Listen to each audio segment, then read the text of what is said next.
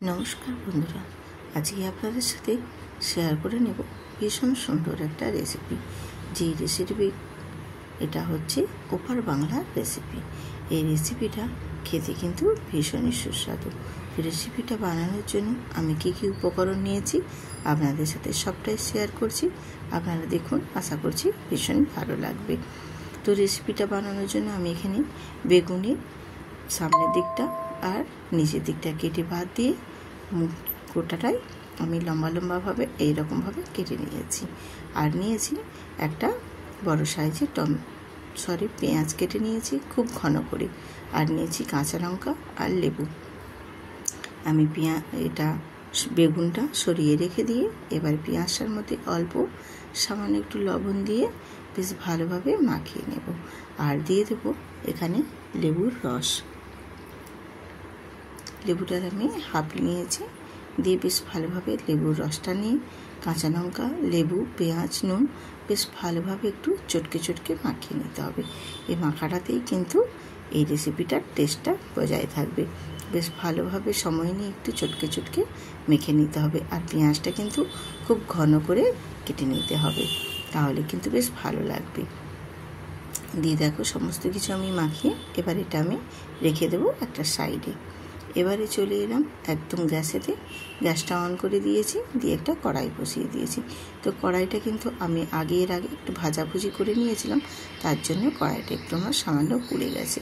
তো যাই হোক, আমি রেসিপিটা বানানোর জন্য রেডি করে নিয়েছি। এবারে আমি ওই তেলের মধ্যেই দিয়ে দিলাম হাফ টেবিল চামচ কালো জিরে। কালো জিরেটা একটু নাড়াচাড়া করে ভাজা করে নেব। কালো জিরের একটা যে সুন্দর স্মেল বেরিয়ে আসবে, সেই স্মেলটা বেরিয়ে আসা পর্যন্ত অপেক্ষা করলাম।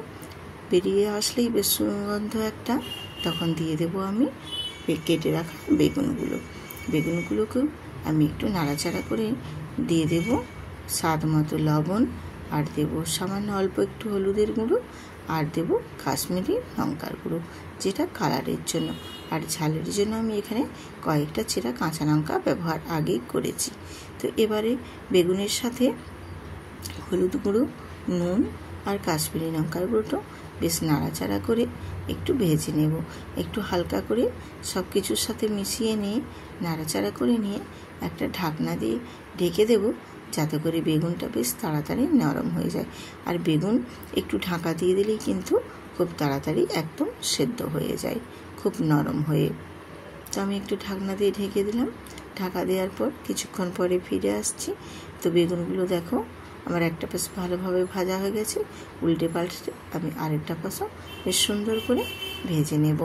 আর বেগুনগুলো ভাজা হয়ে গেলে তারপর আমি দিয়ে দেবো ওর মধ্যে আমি যে পেঁয়াজ, কাঁচা লঙ্কা আর লেবুর রস দিয়ে যে মাখিয়েছিলাম, সেটা একটু আমি হাতের মধ্যে চেপে রসটা বাদ দিয়ে দেবো পেঁয়াজগুলো। তোমরা অবশ্য চাইলে এখানে লেবুর রস সহই বা পেঁয়াজের রস সহই তোমরা দিতে পারো, কিন্তু আমি এখানে একটু চিবড়ে রসটা বাদ দিয়ে পেঁয়াজটা দিলাম। দিয়ে বেগুনের সাথে বেশ ভালোভাবে একটু নাড়াচাড়া করে লালচে করে ভেজে নেব। তো খুব বেশি কড়া করে ভাজবো না, একটু হালকা লালচে করে ভেজে নেব। এটা ওপার বাংলার রেসিপি হলেও কি হবে, খেতে কিন্তু ভীষণই সুন্দর। আর বেগুনের সাথে পেঁয়াজটাও দেখো বেশ নাড়াচাড়া করে আমার ভাজা হয়ে গেছে। বেশ ভালোভাবে ভাজা হয়ে যাওয়ার পরে এবার ওর মধ্যে আমি জল অ্যাড করে দেব। জলটা পরিমাণ মতো দেব। তোমরা যেইভাবে গ্রেভিটা রাখবে সেই মতো জলটা দেবে। আমি যেই মতো গ্রেভি রাখবো সেই মতো আমি এখানে জলটা দিয়েছি। জলটা অবশ্য যে যার পছন্দ মতোই, যেরকম প্রয়োজন সেই মতোই দেবে। দিয়ে একটু নাড়াচাড়া করে আমি বেশ গ্রেভিটা ফুটিয়ে নেব। গ্রেভিটা বেশ ফুটে উঠেছে। এরপর আমি এখানে দিয়ে দেব ইলিশ মাছ। আমি আগে থেকে ধুয়ে নুন মাখিয়ে রেখেছিলাম ইলিশ মাছগুলো নিয়ে, সেই ইলিশ মাছগুলো আমি এখানে কাঁচাই ওই ঝোলের মধ্যেই দিয়ে দিলাম। দিয়ে একটু হালকা করে নাড়াচাড়া করে নিয়ে আমি একটা ঢাকনা দিয়ে ঢেকে দেবো, যাতে করে মাছগুলো খুব তাড়াতাড়ি সেদ্ধ হয়ে যায়। তো আমি রূপা ব্লগস রূপা চ্যানেলে আপনাদের সবাইকে স্বাগত জানাই। আজকের রেসিপি কেমন হয়েছে আশা করি তোমাদের ভালো লাগবে। যদি ভালো লাগে ভিডিওটিতে একটি লাইক দিয়ে সুন্দর করে একটি কমেন্ট করে দিও। আর যদি মনে হয় শেয়ার করার মতো, তাহলে একটা সুন্দর করে শেয়ার করে দিও। এই বর্ষার মরশুম চলে যাওয়ার চলে যেতেই চলে এসেছে মোটামুটি। এবারে শেষ হওয়ার আগেই তোমরা এইভাবে ইলিশের একটা রেসিপি বানিয়ে নিতেই পারো। খেতে কিন্তু ভীষণই সুস্বাদু, আর যেমনি ভীষণ ভালো লাগে এই রেসিপিটা খেতে, বানাতেও কিন্তু খুবই কম সময়ের মধ্যে হয়ে যায়, আর ভীষণই টেস্টফুল একটা রেসিপি।